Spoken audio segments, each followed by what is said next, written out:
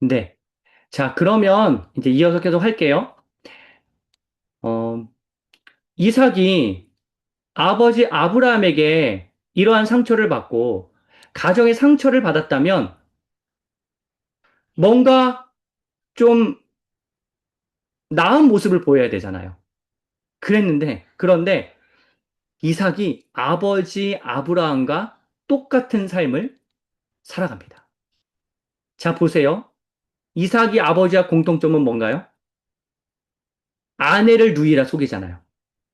26장 7절에 보시면 그곳 사람들이 그의 아내에 대하여 물으매 그가 말하기를 그는 내 누이라 하였으니 리브가는 보기에 아리따움으로 그곳 백성이 리브가로 말미암아 자기를 죽일까 하여 그는 내 아내라 하기를 두려워함이었더라.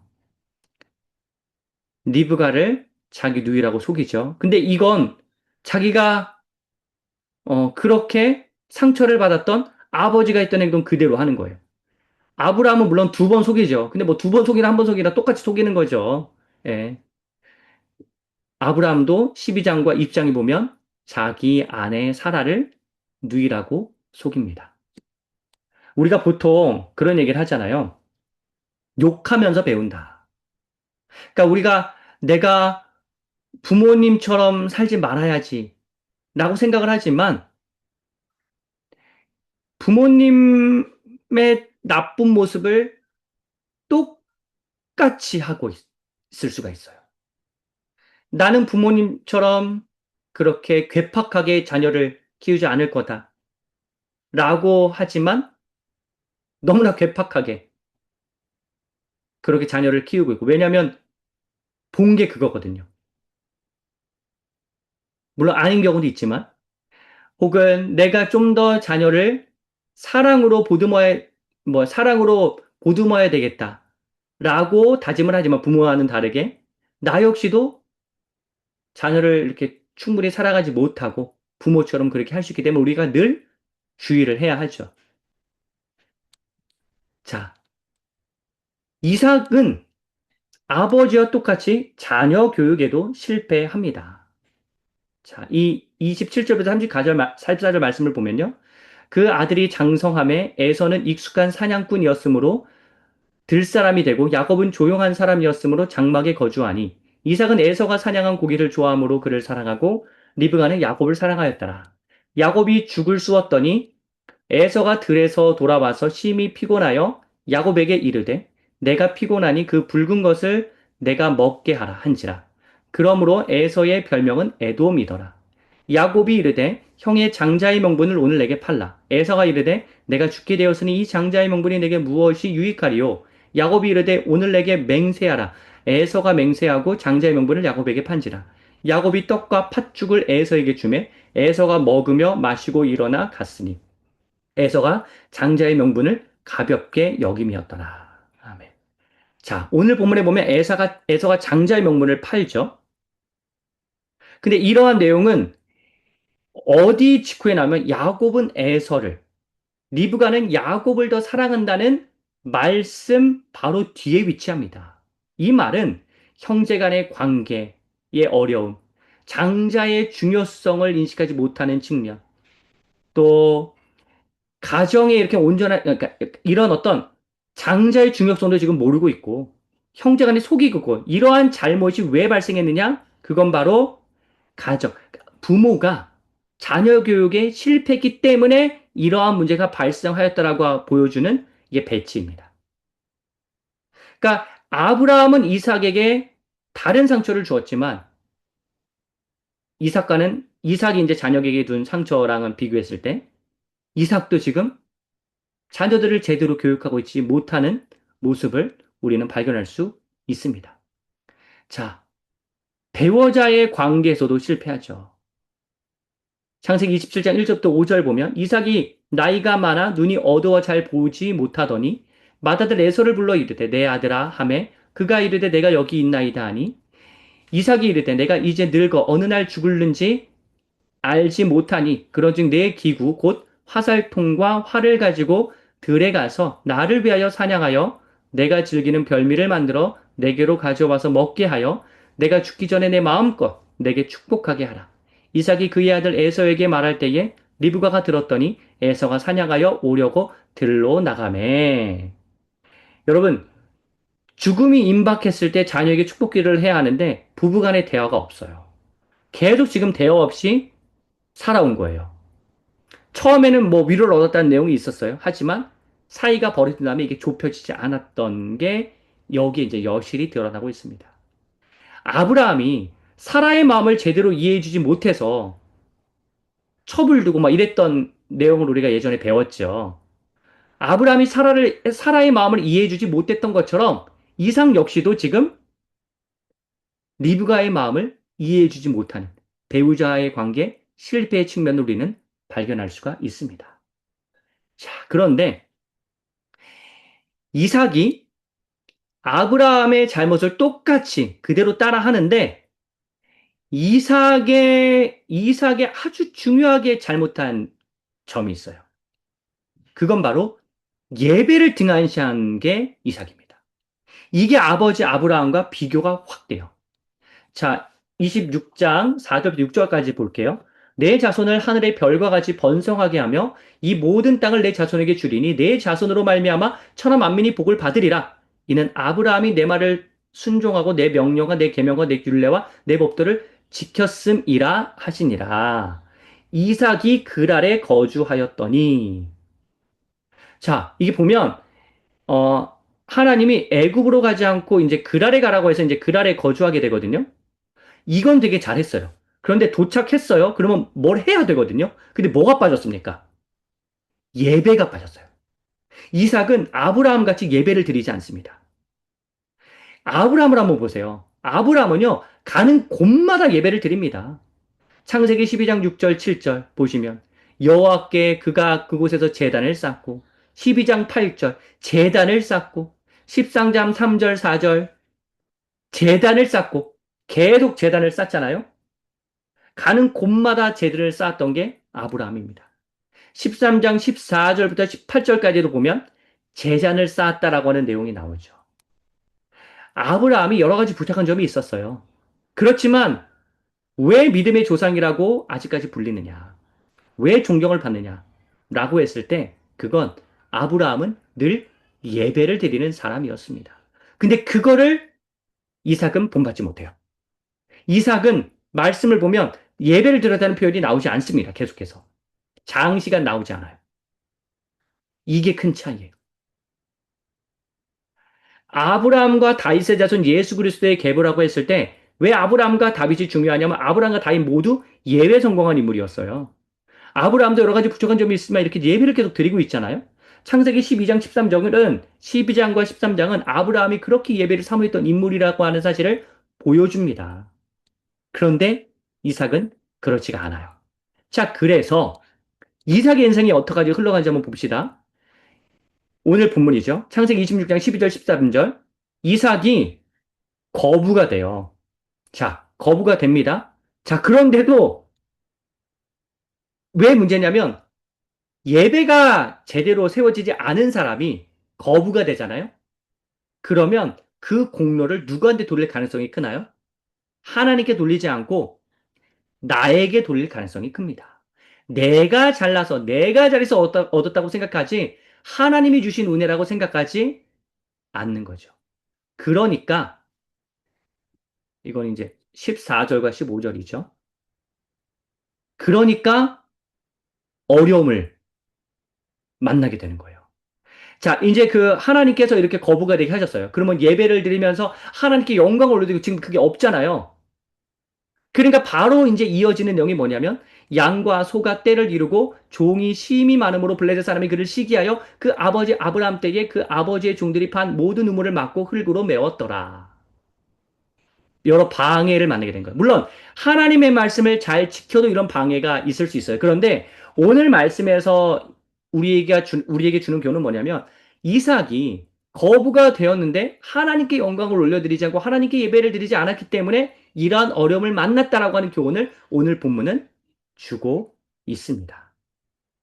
여러분, 보통 이삭이 아브라함의 자녀라고 하는 사실을 알았을 거란 말이에요. 그러면 저기 아브라함 자녀 건들면 안 돼. 아브라함 건드렸다가 큰일 나게 된 것처럼 그 누이라고 속였는데 이제 그걸 취해하려고 하다가 이제 어려움을 만나고 이런 건 다 알 거 아니에요. 그리고 아브라함이 얼마나 위대한 인물이었다는 걸 다 알 거 아니에요. 그러니까 괜히 이삭도 건드렸다가는 우리 큰 코 다칠 수 있어. 라는 생각을 하는 게 자연스러운데 그 생각을 안 하고 방해하고 있잖아요.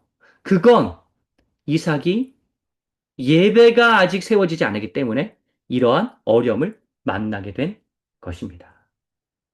자, 당시에 이제 이렇게 물이 귀했는데 우물 파는 데는 도 같은 이제 이삭은, 에색, 신라 이렇게 했지만 다 모두 빼앗겨요.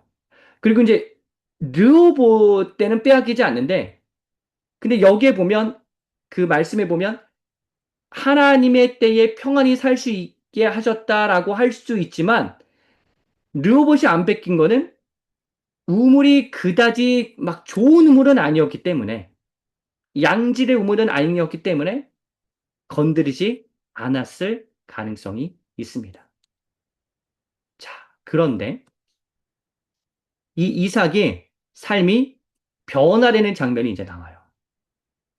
자, 26절에서 29절에 보면 지금 더는 사람들이 이삭을 괴롭히지 않거든요. 계약을 맺어요.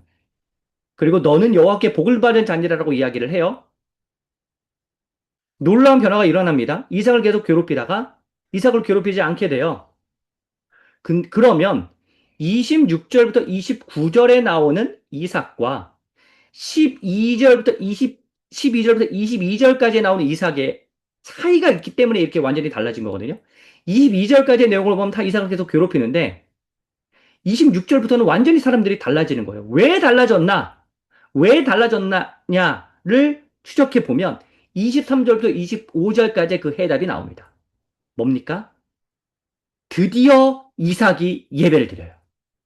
23절 25절까지를 봅시다. 이삭이 거기서부터 브레이스레바로 올라갔더니 그 밤에 여호와께서 그에게 나타나 이르시되 나는 내 아버지 아브라함의 하나님이니 두려워하지 말라. 내 종 아브라함을 위하여 내가 너와 함께 있어 내게 복을 주어 내 자손이 번성하게 하리라 하신지라. 이삭이 그곳에 제단을 쌓고 여호와의 이름을 부르며 거기 장막을 쳤더니 이삭의 종들이 거기서도 우물을 팠더라.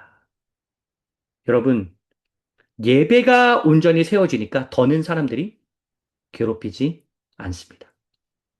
물론 예배가 바로 세워져도 괴롭힌 일이 있을 수 있어요. 하지만 오늘 본문이 주는 교훈은 뭐냐면 예배가 제대로 세워지지 않았을 때 사람들의 계속되는 방해가 있지만 예배가 온전히 세워질 때 이러한 모든 방해가 사라진다는 교훈을 주는 말씀입니다. 자, 이삭의 삶이 어떻게 되냐면 30절, 31절에 보면 좋은 관계를 맺게 돼요. 사람들과. 그리고 드디어 좋은 우물을 얻게 됩니다. 부엘세바라고 하는. 어, 르호보옷은 그렇게 좋은 우물이 아니었는데 부엘세바를 하나님이 얻게 하시는 거예요. 정말 좋은 그 우물을 얻게 하시는 거죠. 여러분, 우리가 여기에서 알아야 될 사실은 우리의 예배가 온전히 회복되면 하나님께서 우리의 여러 갈등, 방해, 우리가 이제 경험하는 방해, 어려움들을 이기게 하신다는 교훈입니다. 그래서 우리의 삶에 어려움이 발생했을 때 1차적으로 우리가 점검해야 될 건 뭐냐면 내가 지금 예배를 제대로 하나님께 드리고 있는가? 매일의 예배에 감격이 있는가? 감동이 있는가? 주님을 사모하는 마음이 있는가?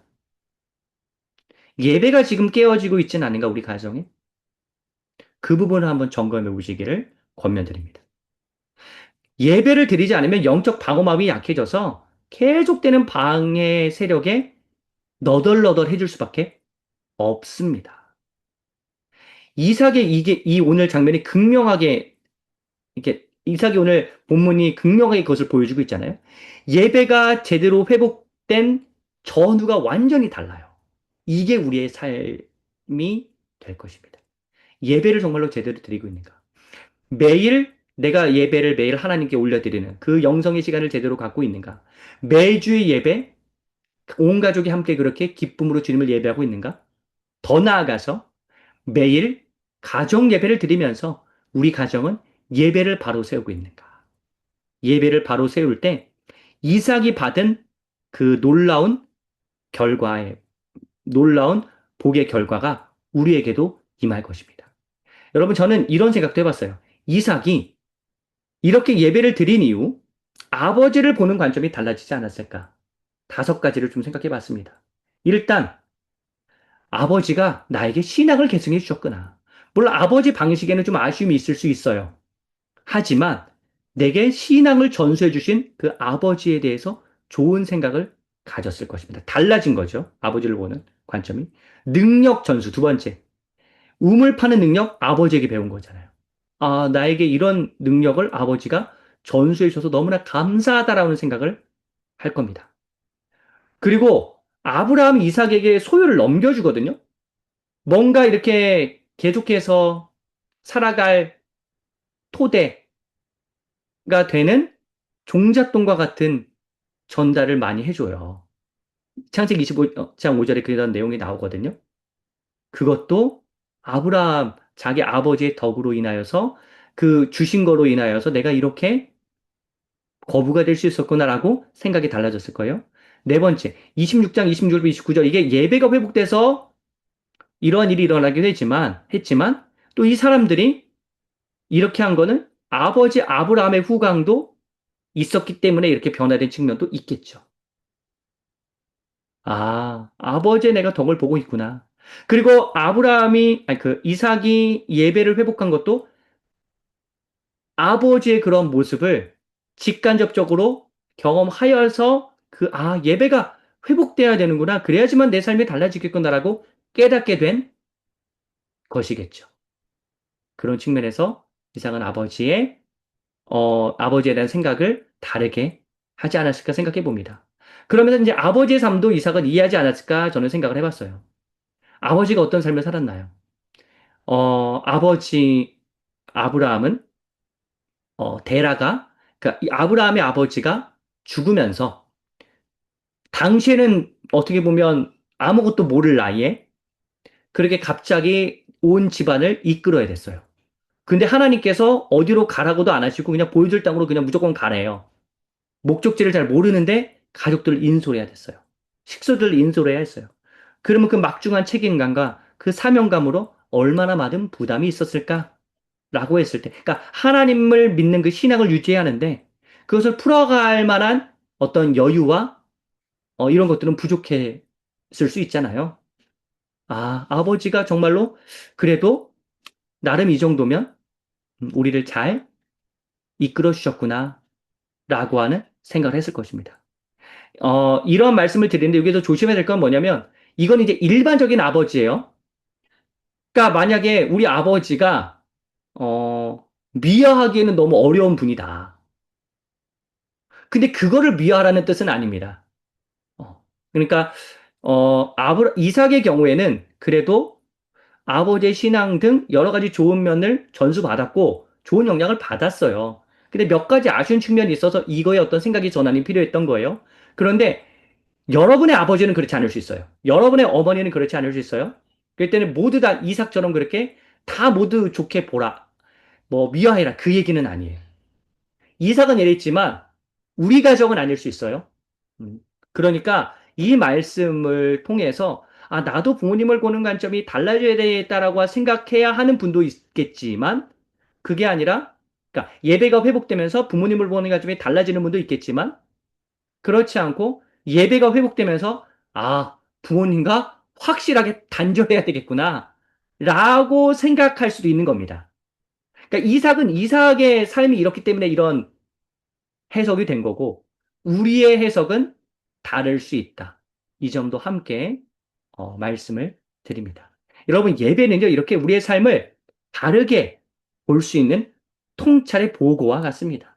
하나님의 충만한 임재를 경험하면 우리의 삶이 달라지고 어려움이 있더라도 그것을 극복할 힘이 생기고 어, 일터에서나 가정에서나 우리가 어떠한 그 무슨 문제와 사람을 대하는 여러 가지 뭐 지혜와 사랑 측면이 매우 매우 달라집니다.